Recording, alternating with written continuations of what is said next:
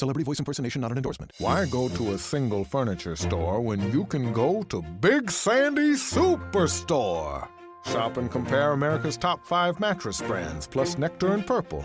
And choose from over 22,000 in-stock appliances from the top brands at the guaranteed lowest price. Or furnish the room of your dreams with a large selection of American-built furniture. With financing plans for just about anyone, there's nowhere else quite like it. Big Sandy Superstore. This is the smell of a warm 3-day-old egg salad sandwich in a wimpy trash bag. Wimpy, wimpy, wimpy! Blech! And this is the smell of that same sandwich in a hefty, ultra-strong trash bag with new Fabuloso lemon scent. Hefty, hefty, hefty! Smell the difference? When life gives you stinky, get Hefty Ultra Strong with new Fabuloso lemon scent. It smells like clean, freshly picked lemons. So no matter what's inside your trash, you can stop the stink and smell the lemon.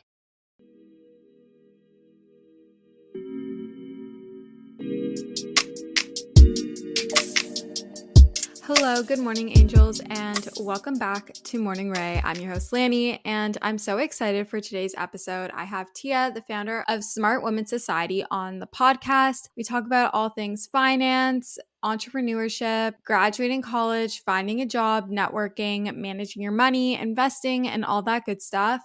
It was definitely an episode and a conversation that I desperately needed. I'm planning on moving out, so this was super helpful for me. I'm also paying off student loans, so it was very helpful to talk to Téa, and you guys are in for a real treat. You have a beautiful Australian accent. You know I love my Australians. So Téa is Australian. She's from Australia. No shit.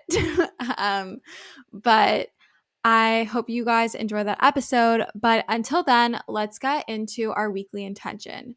So my weekly intention is to really be present in the moment. I have a lot going on in my life right now in terms of commitments. I have school, I have 2 jobs, I have my social media networks, I have my podcast, I want to see my friends, I want to relax, I want to work out. I could go on. But the only thing that's going to make me super anxious and stressed is if I continually think about the future or what I should have done or what could happen or what ifs and all these anxious thoughts. And yes, it's okay to have some of these thoughts, but it's really important to be aware of them. And a lot of the times they come from living too much in the past or the future. So I want to really encourage myself to be in the present and to be mindful of my thoughts and my perspective on what's going around me. And that leads me into the tip of the week, and that is to journal. I haven't been journaling since I've been sick with COVID, and I actually want to get back into it. And I'm going to start using my prompts again. And I actually want to try get a 5-minute journal. I think it would be really helpful. And I've always been interested in them. But I think being present and mindful is a really good tool to have. And journaling can really help with that mindset and the mindfulness. And now on to my current faves. I'm currently loving running very much. I can't remember if it was a favorite last week, but it's a favorite this week. I'm also very much into lifting, but back onto running before I move on. I ran my first 5K on Monday. And let me tell you, that shit was fucking hard, but I felt incredible afterwards. I had runner's high. I'm still feeling so accomplished and so proud of myself. I set myself out to have a challenge and a goal for this week, and I achieved it on Monday, the first day. Or the second day if you count the week starting from Sunday, but who does? I don't know. Maybe let me know in the DMs on the Morning Rae podcast Instagram. But running is definitely a current fave, jumping rope, having fun with my workouts, being outside by my pool. My pool is definitely a current fave of mine. I've been obsessed with it. We got it put in October, and now it's open. And it's just been so nice. It feels like I'm on vacation. The pool lights up at night. We have a little fireplace, and I'm so grateful and I'm so spoiled that I have this. Most definitely did not grow up with a pool or a fancy backyard, but I'm so grateful that I have one now, especially with it being the pandemic and not being able to go on vacation for a while. And I know that's a privilege, but I do really miss it, and I kind of get a little glimpse or taste of vacation life in my backyard, and I'm so grateful. I've been working outside, balancing by keeping my laptop in the shade and me in the sun, but I've been loving being outdoors as much as I can. I'm just such a summer child. I'm such a sun child, and it's the inner Leo in me. But anyways, it's just me here. It's just me, Lani. I'm still saying where. I'm going to bring on Téa onto the podcast from Smart Woman Society. I hope you guys enjoy this episode. I love you guys so much. And here's Téa. Kind of rhymes with Lea, my hot ass producer. But anyways, here's Téa. Quick break to talk about today's sponsor, Work Patterns. Thank you so much for sponsoring Morning Rae. Work Patterns is the people management app that gives managers tools for unlocking the potential of their teams. Being a great manager has never been harder. The relationship between employees and their managers is a key driver of workplace productivity and engagement. We believe that with the right tools, managers can be exceptional leaders. Work Patterns is designed to make team management easier, enabling continuous one-on-one feedback, collaborative meetings, recognition, goal tracking, and workflow management all in one place. I know right now a lot of us are working remotely. It can be difficult to not only manage your employees, but as an employee, it can be difficult to stay on top of all the work, meetings, and whatnot you have going on. And that's where Work Patterns comes into play. Whether you're a manager struggling to stay on top of things or a CEO whose organization has outgrown its systems, Work Patterns can help. We've reimagined manager tools for today's working relationships. We provide the guidance and streamlined workflows managers need to stay organized with a structure for unlocking the potential of their teams. If you're interested in trying out Work Patterns for free, you can go to workpatterns.com. That's WORKPATTERNS.com, COM, and try it out today for free. I'll have it linked in the show notes below. Thank you, Work Patterns, for sponsoring today's episode of Morning Rae.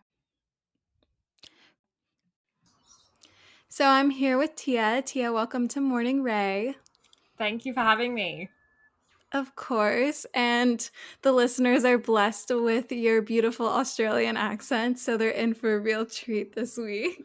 It's going to stand out so much against your accent as well. I love it. So, who are you? Where are you from? And what is your zodiac sign? So my name is Téa Angelos. I am the founder of Smart Women Society. We're an online education company that helps women get smart in all aspects of their life. So with their money, their career, their well-being, and their love life. And what sets us apart from other people is that we give really practical and actionable tips and break down really complex topics into simple and easy to understand content. So I'm based in Brisbane, Australia, very sunny. And I was just saying before that we're pretty much heading into winter and I'm still wearing short sleeves, so that's awesome. And I am a Leo. Oh, I'm also a Leo. Amazing. What date are you born? August 6th. I'm July 31st. So close. Okay. So you focus on empowering women to make smart career choices. I'm about to be graduating university. So what mistakes do you think most women make when it comes to determining their career path and maybe trying to get that promotion or going on to those next steps? I think one of the biggest mistakes or common pitfalls that women make is just lacking confidence. And that's in all aspects of their career, like not going after opportunities. A big thing as well, and especially for college students that are finishing up with their degree, is not going after a job, especially if they don't feel like they meet 100% of the criteria. And there's a really awesome stat, actually it's not awesome, but there's a really interesting stat that I read that men go after jobs when they reach 60% of the criteria, whereas women will only apply if they meet 100%. And I feel like that holds a lot of us back because we're missing out on so many awesome opportunities because we talk up in our head that we're not good enough for it or we're not qualified for it. And that really holds us back a lot. So I think that's a really big one. And as well as that, just not asking for a promotion or a pay rise, not again, lacking that confidence to kind of just go after it. And what's the worst that can happen? It's going to be a no. And then you try something else or try harder for something else. And I think that really holds us back a lot. Yeah, for sure. I even find myself questioning and having like imposter syndrome, looking at jobs and looking at the job descriptions. I'm like, well, they're asking for like 3 to 5 years of experience in social media. And I'm like picturing like working at an agency or like in-house, and like I have that 3 to 5 years, but then I am doubting myself because it's not quote unquote professional. So what would you say are 3 tips, or maybe like 1 or 2, whatever you come up with, that you give to these individuals to help build that confidence and encourage them to take that leap of faith? I think firstly, know that you're not alone. And I think that that is something that I really struggled with when I was finishing my degree, that I didn't really know what pathway I wanted to take and I didn't really have the confidence. And when you actually start talking to a lot of your friends and a lot of your peers and stuff, everyone's going through the same thing. So firstly, like chat to your best friends, chat to people that you study with, and I think knowing that other people are going through the same thing is just a great way to feel a bit more supported in that sense. And then secondly, in terms of confidence, I think the biggest tip is just going for things. And I was talking to a recruiter the other week and she said that job requirements are a wish list for employers. So it's not, you don't have to meet all of them. It's what they ideally would like to see. But a lot of the time, what you learn on the job, what you learn is on the job. So don't feel discouraged if it says 3 years experience and you only have 2 or you only have 1. Just go for it, because I know so many people that have done that and then they end up getting the role and acing it. And yeah, just really go for it and don't be discouraged with rejection, because the right role will land there for you. Yes, I like what you said about how the job requirements is a wish list. My sister, she's 8 years older than me, so she has a bit more experience, and she's always telling me that. So it's kind of nice to have it be told to me from someone who isn't family. For sure. So you also educate your community on how important it is to have not only a career, but also a side hustle. Why is this something that's so important to you? Yeah, for sure. I've always been a massive fan of side hustles. I always had side hustles as I was studying, and there's quite a few reasons that you might want to start a side hustle. And the obvious one that I think most people kind of gravitate towards is to make more money, another like stream of income. But as well as that, it also is just a way to explore your passions, like people starting a podcast, for example. Like, it's an awesome way to be creative and explore passions. And then for other people, eventually it could be a way for them to quit their 9 to 5 or to go into a path of self-employment or entrepreneurship. So that's some of the reasons why you might want to start a side hustle. And I think especially out of COVID, a lot of people kind of reevaluated their life and their career. And it's a great way, if you're a bit scared, to just totally change your career, or that you want to do something else that's on top of your current job. Side hustles are that perfect middle ground. Do you have any tips for someone who maybe wants to start a side hustle but doesn't really know how to go about it and is kind of intimidated by the whole idea? Yeah, for sure. We actually have a side hustles game plan that we release, so that breaks it all down. But in terms of some simple tips, choosing your side hustle, think about if you have any hobbies that you could potentially monetize is a great place to start, or if you have any passions that you want to explore and could turn into something that you make money from. As well as that, the best step is to just, again, jump right into it, but make time for it and make sure that you schedule it and break it down and include it as part of your day. And yeah, make time to grow it, because these things don't happen overnight, but there's a lot of rewards if you really stick to it. Mm-hmm. And I know from speaking with a lot of my guy friends that they understand finances and stocks and all this stuff. And that conversation doesn't really happen with my female friends. They don't really know too much about managing their money. They kind of seem lost for the most part. I know I have like some general understanding, but I'm definitely no pro. Why do you think women struggle when it comes to like their mindset around money and taking the time to educate themselves within like the realm of like stocks and investments and how to properly manage your money? Yeah, for sure. And I was actually thinking about this a lot, and totally similar to what you just said. I listen to my partner's conversations with his friends, and they talk about their investments and their savings, and they're really open with the dialogue they have around money, and it's not weird or awkward. Whereas with my girlfriends, it's not really a topic that comes up and we don't discuss it. And I think for a lot of women, they're kind of shy to talk about their finances, and they might think that it's not polite or it's a little bit embarrassing to discuss money. But I think that's a massive factor that contributes to this money mindset for women is we just don't talk about it enough, and we just aren't open about it to each other. And we should really be encouraging each other to talk about our financial goals and our budgets. And I think where it might come from is that a lot of us have limiting beliefs when it comes to money, that it's too hard or it's too complicated and we'll just never be good with money. And that's the thing when you have these limiting beliefs, that once you say to yourself you can't do something, you'll never do it. So when you have the limiting beliefs, it actually stops your ability to grow and have a positive relationship with money. So it's super important to really start off with looking at those beliefs that you have around finances and money and work on changing those first. So you can change your limiting beliefs, and you just got to be aware of them and really have that desire to change them, and then just practice over time about being more open and willing to learn and grow. What do you think one of the biggest mistakes females particularly make when it comes to their money and budgeting?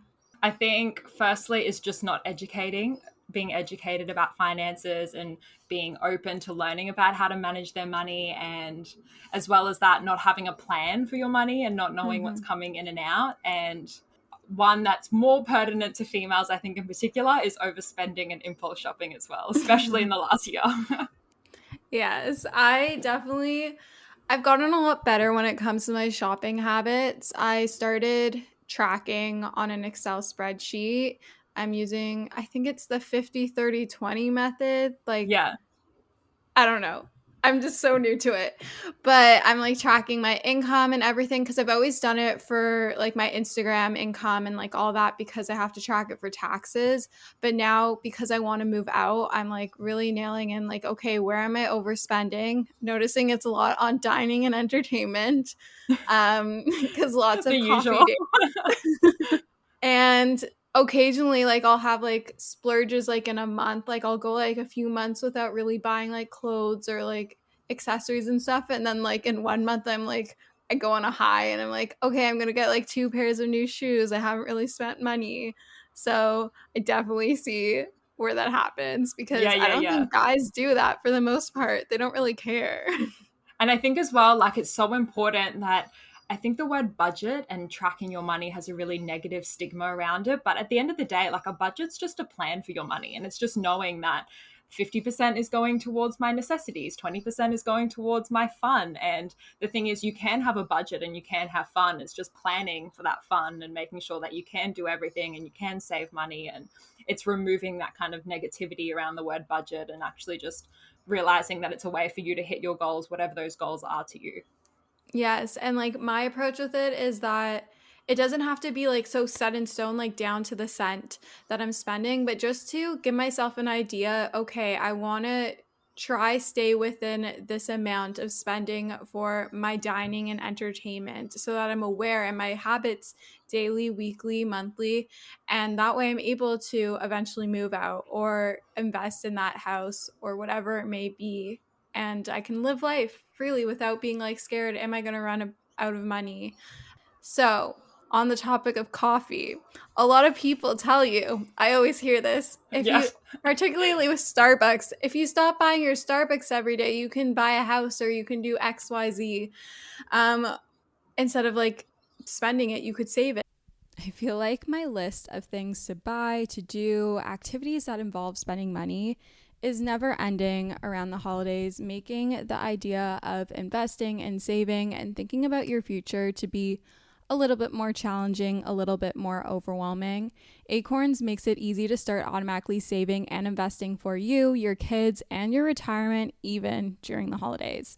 You don't need to be an expert. Acorns will recommend a diversified portfolio that matches you. You don't need a ton of time. You can create your Acorns account and start automatically investing your money in just 5 minutes.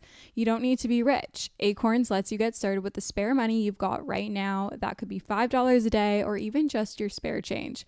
That's right, Acorns can round every purchase you make up to the dollar and automatically invest your spare change for you. And you can get bonus investments just for buying the stuff you need from the brands you love.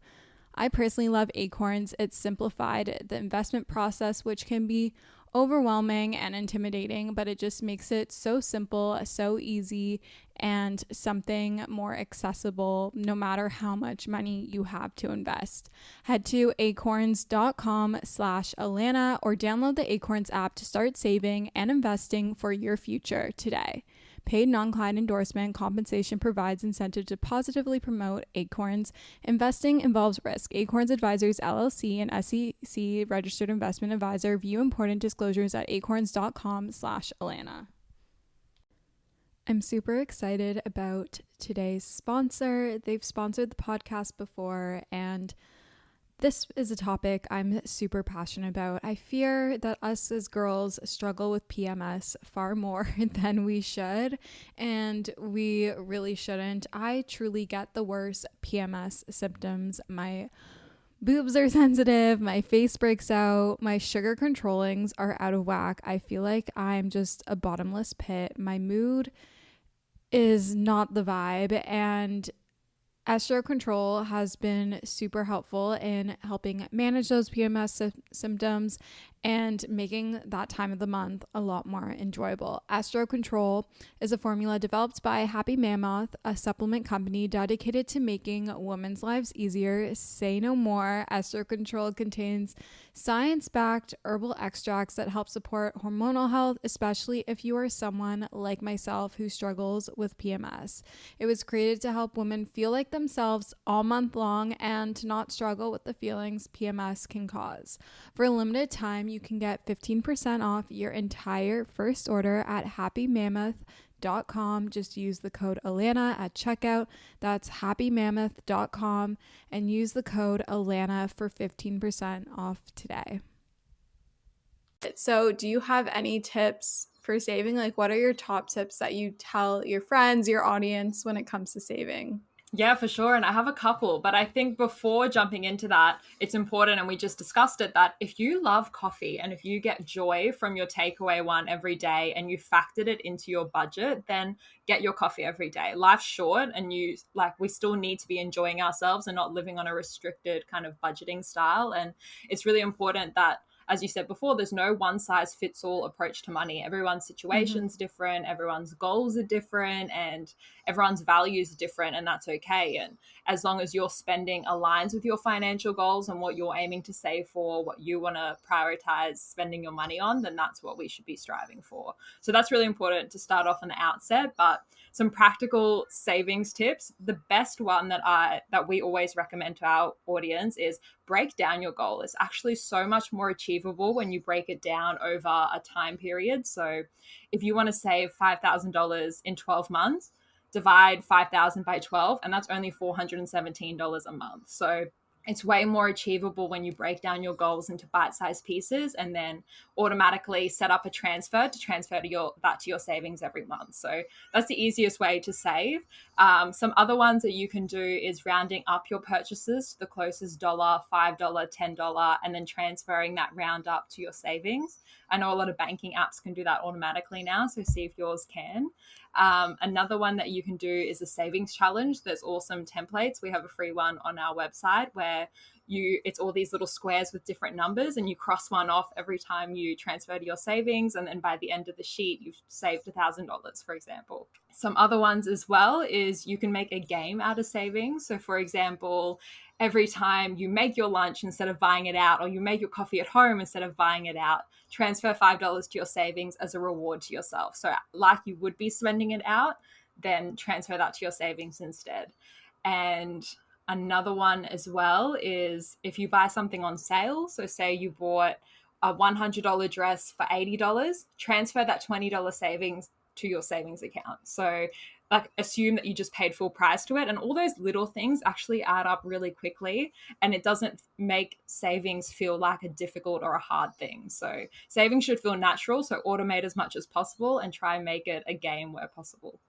I love that. And I want to know your opinion on saving versus investing, whether it be like a mutual fund or stocks, whatever it may be. What do you think is more worthwhile, the investment, I guess, because it's both time and money?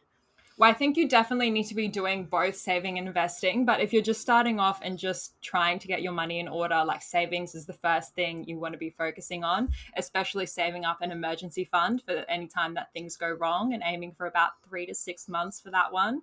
As well as that, the difference between saving and investing is usually your time horizon. So the general rule of thumb in the industry is you wouldn't invest anything if you need to use that money in the next 5 years. So investing is a really long-term strategy, even though I know there's a lot of crypto and there's a lot of trendy stocks out there at the moment. But at the end of the day, like, you should be in the investing world for the long term, because it does fluctuate. Like last year, there was a massive crash in the market because of COVID, and things pick up, things pick down. So if you're aiming to grow your money, it needs to be a long-term thing. Whereas savings is the stuff that you can access really easily. If you want to go on a holiday in the near future, you want to buy a car, or you're saving up for a house deposit, that should all be in your savings. And then you mentioned a house. So for me, I'm looking to move out and rent. I know a lot of people say wait to move out until you can buy a place because it's better in the long run, because like the house or the apartment unit is like an investment. But if you are say I have my checking account and then I have my savings account. If I'm saving to move out, should I open up a separate savings account for that money that's going to be moving out? Or should I just be putting it into my one savings account that I have that's just like my long-term savings account? Yeah, so this really depends on you as an individual person. I know different people like different things. There's some people in our community that have 10 savings accounts, and they label each one with moving out, with holiday, with buy a new car. And for them, it motivates them to see that amount go up towards the specific goal, whereas other people prefer having just one big savings account with a big number, and it gets them excited. So it really depends on what motivates you the most, and if you're more diligent that you know that this amount of money within the big savings account is going towards moving out, or if you prefer having it really segmented. But especially for a longer term goal like that, making sure it's in a high interest account is really important, so you're getting the most bang for your buck. Mine is in a high interest account. I made Amazing. sure of it. So on the topic of student loans, because I'm graduating soon, I'm going to have to pay off my student loan. Do you have any advice for paying off debt fast, particularly student loans, because it can be quite challenging and intimidating? Yeah, for sure. And I think debt is quite overcomplicated, especially in the media. I think it's made to be a lot more complicated than it needs to be. But the best place to start is know exactly what your situation is. I know a lot of people kind of live in the dark with what their loans are, what their debts are. So sit down, write out all your debts, what the balance is and what the interest rate is and the minimum repayment. So that's the starting point for any debt that you have. And then at the end of the day, the way that you can pay down your debt faster is to pay more than the minimum repayment. So what you need to do is figure out the minimum repayment and then figure out how much extra you can contribute. And that's what's going to pay off your student loan debt faster. And then there's two ways to put more money towards your debt is to either make more money that you can put towards your debt or reduce your current expenses and put that extra money towards your debt. So that's it in a nutshell. And do you recommend, I guess you kind of covered this, but would you recommend paying it off like in a smaller amount each month, or like wait until you're able to pay more than that minimum requirement and then do that? Yeah, well, again, it comes down to your personal situation, but obviously you always want to be hitting the minimum repayments, but the more that you can put towards your debt faster, the more that you'll be saving in interest. And I'm not sure what your interest rates are for your student loans in Canada, but they can be crazy, and it adds so much money over time to the initial payment and the initial principal of that debt. So the faster that you can pay off that debt, the better. So funneling a lot of that money into the debt, especially if the interest rates are like 10, 15, 20%, which is insane. Really focusing on paying as much as you can off as quickly as possible. So you recently graduated school, whether it be high school or college, whatever you're studying, and you're into the real world. I'm giving a little scenario for the listeners. And you're starting to work, aka you're Lani. You're about to start working. What advice would you give to your younger self with regard to money and career and everything that she's about to encounter? Well, firstly, it's very exciting times. They're going into the real world. And I think there is such a it's a scary world out there. I know in high school and in college and university, we call it in Australia, it's kind of like you're on this path, as in you're just attending every day, you attend your classes, you do your assignments. Whereas once you graduate, you don't have that structure anymore. It's just the world is your oyster and you can do anything that you want, which is equally as scary as it is exciting. And I think my biggest career tip is it's okay to not know what you want to do. And I know there's so much pressure when you're 17, 18, finishing school to kind of figure out what you want to study at college, university, or figuring out what you want to do as your job and your career. And as I said before, most people don't know what they want to do. And it's totally okay to not know what you want to do. And the best thing is to just try a lot of things. Give things a shot, try things that interest you, and don't stick around just for the sake of it in a job is a big tip that I would give. And as well as that, be patient. I know a lot of people, especially younger people now, and I'm guilty of this as well, is we lack patience because we're so used to being able to get everything instantly on our phone. So be patient, things will work out. Just keep trying things, try things that interest you and things that could potentially be your biggest passion, and eventually it will work out and you'll figure it out. So they're my biggest career tips. And in terms of money, as we said before, learn how to manage your money as early as possible. That is so, so important and the most important thing that you can do for yourself. And as we said before, start saving and start investing when you're young, because you have time on your side, and time like from when you're 20 to when you're 65 and retire, that is 45 years that you can be saving and investing and really setting yourself up for a good life. And to start off, like, set a budget, make a plan for your money, and develop that positive relationship with money, and understand that money is a tool to help you achieve your goals. It's not evil. It's not going to make you greedy. It's just a tool to help you achieve your goals. And at SWS, we're really big advocates that you can be good at your money and you can have fun and you can still live your life. So it's about balancing those two things and knowing your goals and planning for that. To start off with that, as we said before, set up a budget and have a plan for your money, and really focus on developing a positive relationship with your money, because at the end of the day, money is just a tool that can help you achieve the goals that you want to achieve. So removing that negative stigma around money is super important, and just understanding what your financial goals are and how you can plan to achieve those. So that's really important. And as I said before, at SWS, we're such big advocates that you can be good with your money and you can still live your life and have fun. It's just about being able to plan for that. So the earlier you learn how to plan for your money and budget for that, the more you'll be able to feel kind of satisfied with what you're doing. I'm most definitely in this stage of my life. When it comes to applying for jobs post grad, do you have any tips and words of wisdom for someone who's maybe looking for a job, besides not being scared to apply for jobs that you don't think you're qualified, maybe in terms of like networking and how to go about that whole realm of things? Yeah, for sure. And I am the biggest believer that your network is so, so important. So if you're really looking for a particular job, do you know anyone in that industry? Even if they're a junior worker, you'd be surprised by how they could speak to their managers to get you an interview, how they could just give you some insights into the application process.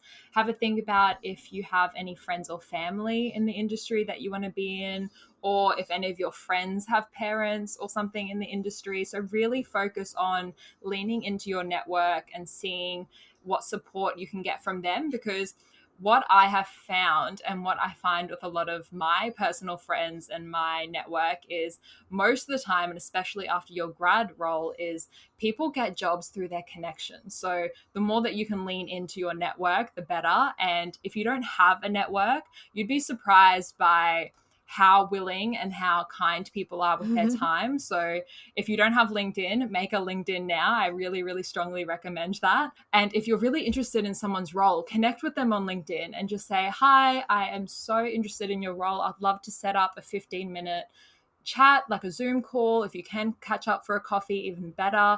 And you'd be surprised by how many people are so willing to do that. And then they can share their insights. They might even be able to recommend you for a position at their company. And again, it's putting yourself out there, and it is super scary, but that's the easiest way to make connections. And LinkedIn is a gold mine for that. In high school, my business teacher said, what's more important, who you know or what you know? And at the time, I thought what you know is more important. But as I've gotten older and now going into my career and starting my career path, I've learned it really is who you know. And yes, like what you know is important, but you can always learn the skills on the job. But to get the job, a lot of the time, it's who you know and your connections and their connections. And that's actually how I got my internship for the summer. I used my connections. I reached out and I pitched myself to him, and now he's my boss. The position I don't believe existed before, but I just pitched myself and made a good impression and leveraged my network in order to find a position, because right now the job markets are tough and you really have to show up for yourself and go out and meet up with those people and make those connections. And it really is helpful. Yeah, absolutely. And especially in my corporate experience. So previous to running this company, I worked for a big four accounting consulting firm, and I was also involved in recruitment of grads. And a big thing that we loved is when the students would reach out to us, when they would send an email or a LinkedIn request, or they would come to our networking events and really make an effort to introduce themselves. So take advantage of those opportunities that your college or your university provides for you, and go to those networking events, because the people there work at the company and they do remember you. Like, don't pass up those opportunities and really start making those connections as young as possible. The worst they can do is not answer or say no to your request. So you'll never know unless you don't try. Yes. If you were going to leave one piece of advice for the listeners, if they didn't listen to anything else in this podcast, what do you want to leave them with? Practically, in terms of your money, I'll do a money and a career one. For your money, set up a budget today, and set up a budget that works for you and is not too restrictive, that you can stick to. And then in terms of career, be patient. Trust the process. Things will work out. If you're getting a lot of job rejections right now, it's okay. A rejection is just a redirection. Where can the listeners find you? So you can find us in a variety of areas. So you can go onto our website, smartwomensociety.com, if you want to check out any of our resources or our products, which we have our game plans. And we've also set up a special code for any listeners. So if you can use RAE10 for 10% off, RAE10. And don't forget, to follow us on Instagram at Smart Women's Society. Thank you so much, Téa, for coming on Morning Rae. It was a pleasure to have you here, and you're welcome back anytime. Thank you so much for having me. I had so much fun chatting. If you enjoyed listening to this podcast, make sure to rate, review, and subscribe, as it really helps support Morning Rae. I love you guys so much, and we'll chat soon. Bye.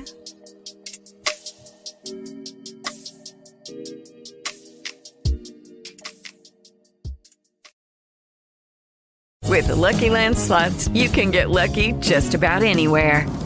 This is your captain speaking. We've got clear runway and the weather's fine, but we're just going to circle up here a while and get lucky. No, nothing like that. It's just these cash prizes add up quick. So I suggest you sit back, keep your tray table upright, and start getting lucky. Play for free at LuckyLandSlots.com. Are you feeling lucky? No purchase necessary. Void where prohibited by law. 18+ terms and conditions apply. See website for details. With the Lucky Land Slots, you can get lucky just about anywhere. This is your captain speaking. We've got clear runway and the weather's fine, but we're just going to circle up here a while and get lucky. No, nothing like that. It's just these cash prizes add up quick. So I suggest you sit back, keep your tray table upright, and start getting lucky.